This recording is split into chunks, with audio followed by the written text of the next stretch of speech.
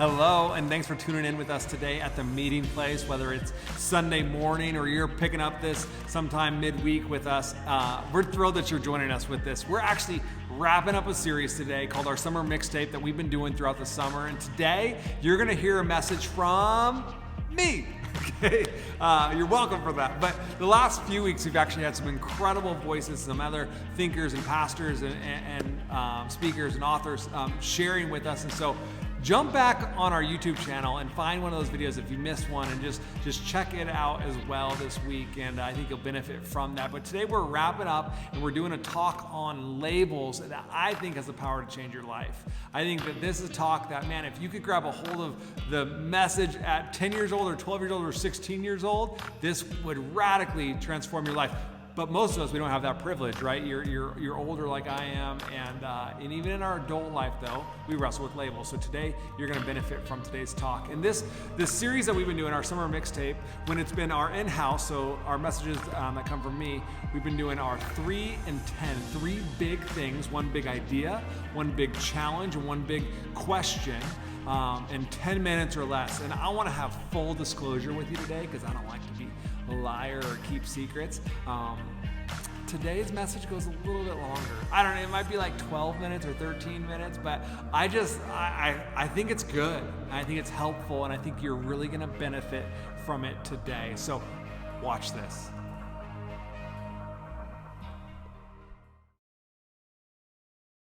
All right, we're jumping right in today with our 3 and 10, and we're starting with the big question of the day. You ready? Here it is. Okay, it's rhetorical, so you don't have to say it out loud or type it in the comments. Just think it in your head. Okay, here's the question. Who has the right to label something? Have you ever thought about that? Who has the right to label something?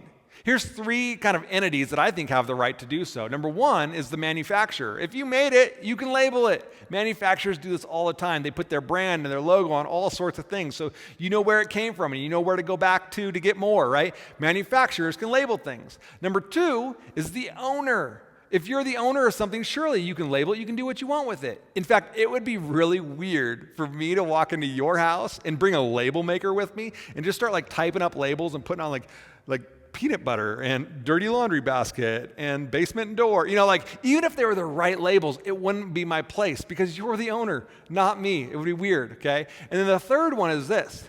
It's the purchaser. The purchaser. Do you remember back when you were a kid and maybe your parents bought you a new coat or a new backpack, or if you were lucky, you got a new baseball glove, right? And what's the first thing they do before you get it is what they put your name on it. Because they're like, I bought this for you and I want only you to have it. I want you to keep it for a long time. And so they label it with your name so that way it stays yours, right? Those 3 things I think have the right to label something. Now, I want to come back to the question for a minute though, and I want to maybe rephrase it and ask it a different way.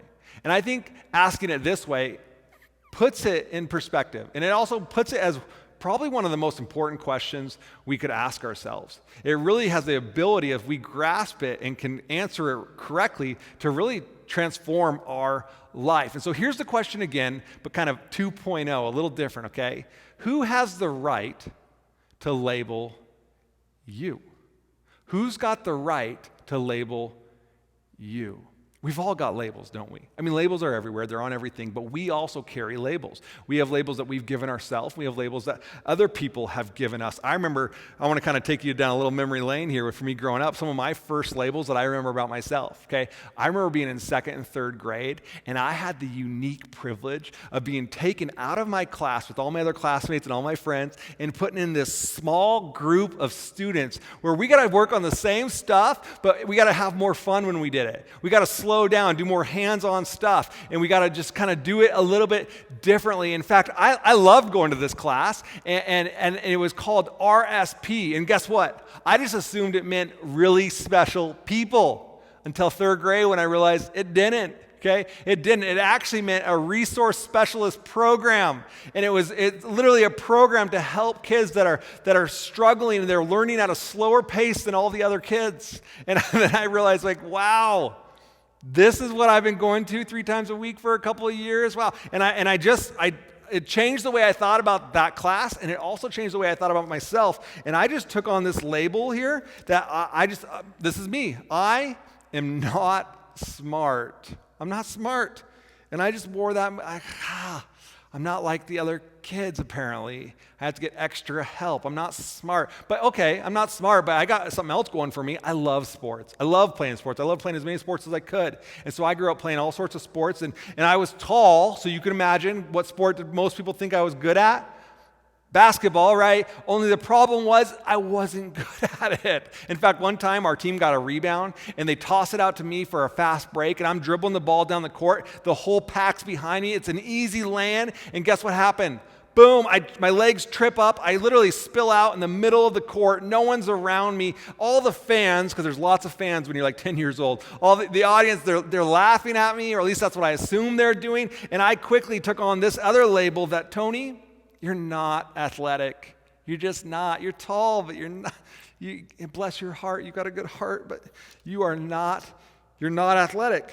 And I took on another label, and I believed that about myself.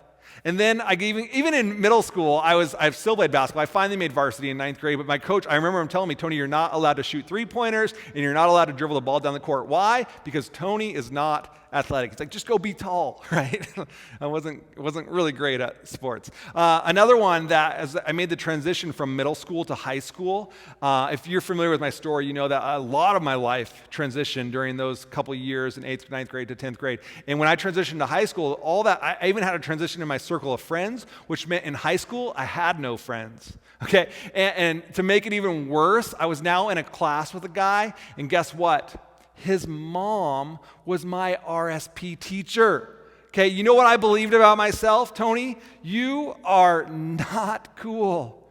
You're not. You're just not cool. And the thing is, like, you take these labels. Do you think these influence the way that I saw myself? Do you think these influence my life? Absolutely. Absolutely. I never wanted to read in class. I would shrink down, hoping the teacher never called on me. Right? I quit playing basketball after 9th grade, not because I didn't want to. I just didn't think I was good enough.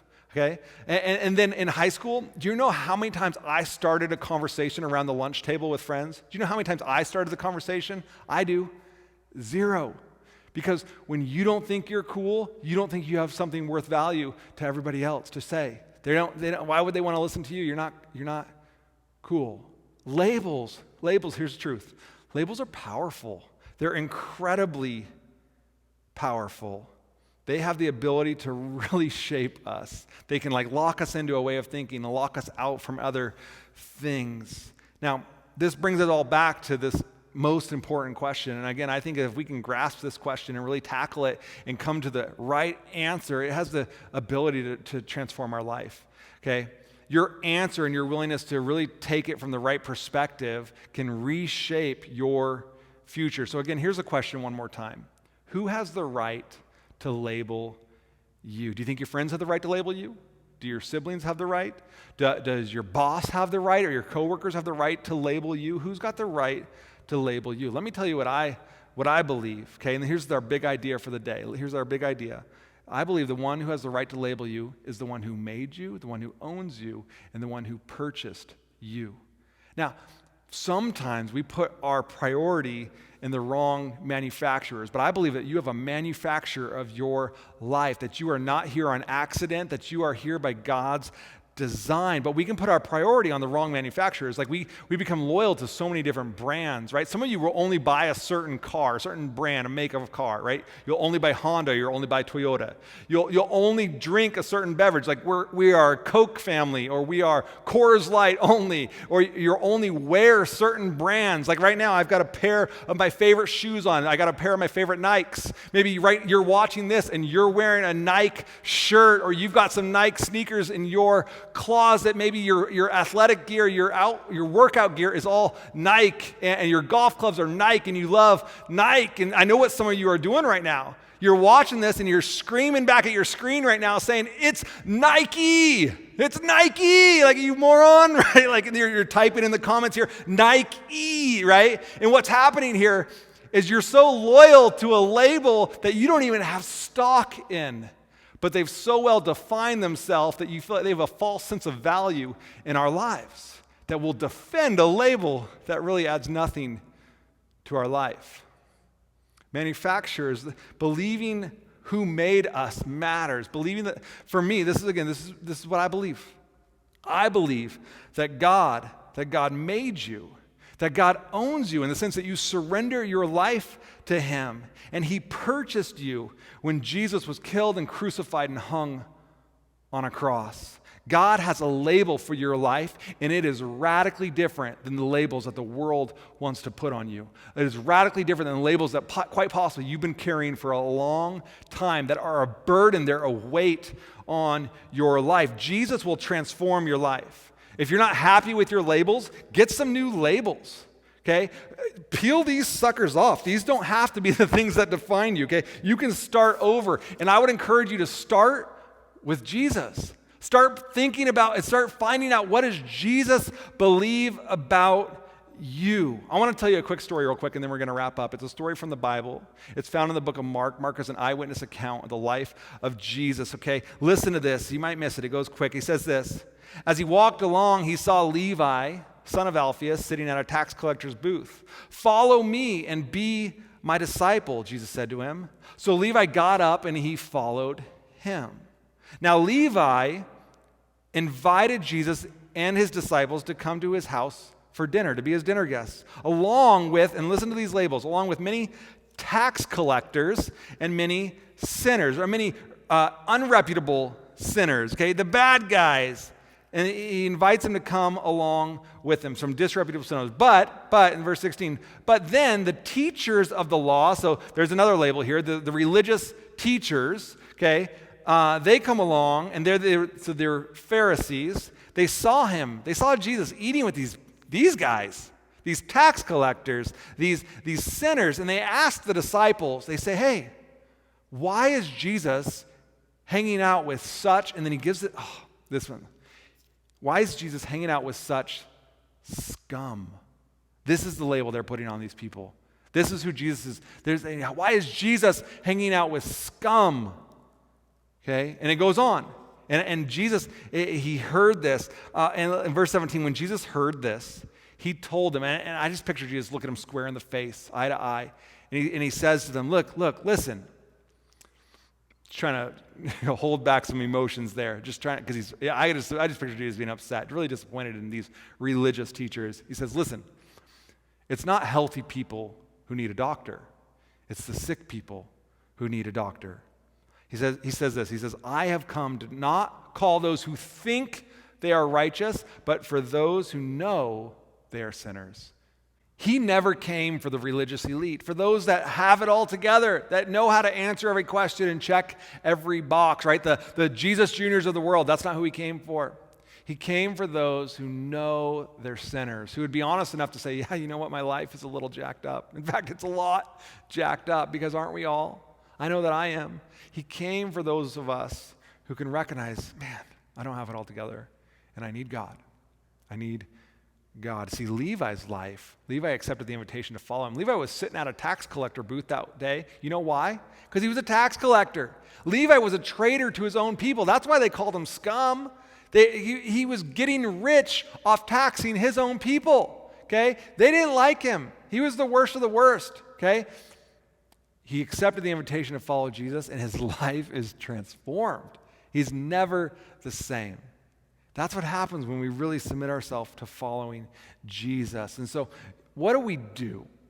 Okay, here's two things I think would be really practical for you to do this week. Number one is this, is to read a gospel, Matthew, Mark, Luke, or John. Read a gospel and investigate how Jesus treats people and what he says about them. Become a student of the labels that Jesus gives to other people.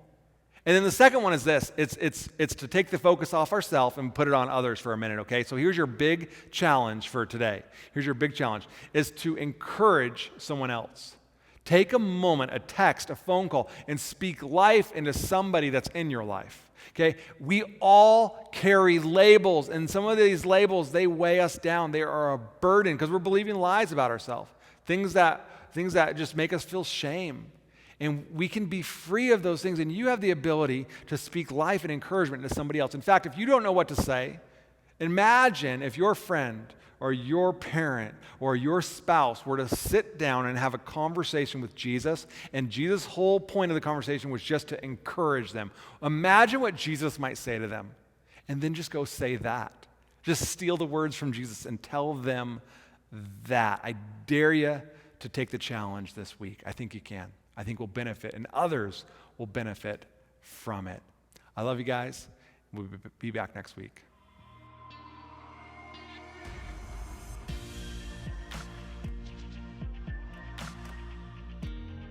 Well, I really hope that you enjoyed that and found that helpful and inspiring for your life. I really hope that you'll take the challenge along with me. I also want to take this moment just to kind of get us all on the same page here for some things that are coming up. Next Sunday is Labor Day weekend. And so we're going to take the weekend off. We're not going to have an online service produced next week, but we are going to be going live with some information about what's happening this fall around the meeting place. And as a little secret that we want to spill, but I can't give you too much information yet because we're still figuring out some of the details, is that we will be going back to some kind of physical gathering this fall. We've been anticipating this. I know many of you have been waiting for this, and yet we're still going to be respectful to all the different ways that people have responded to COVID and what the government and our community is asking us to do and to comply with. So we're still figuring out some details, but just know that something's happening and you're going to want to be part of it. I'm actually super excited. I wish I could just tell you it all now, but we gotta wait. So next week, I think we'll go live at some point, so look for that. Even if you don't see it live, just catch up and watch the video later. But I'm so glad you were with us today. And like always, if you found this helpful, share it with a friend. Send it along to someone else that maybe you know is struggles with identity and the labels that they wear.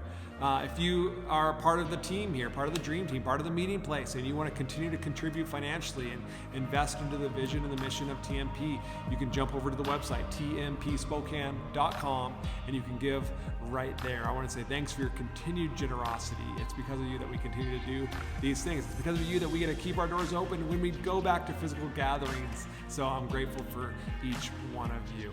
I really hope that you guys have an incredible week, that you take the challenge, and that you encourage someone around you today, tomorrow, or this week. Let's do that together. All right, see you guys.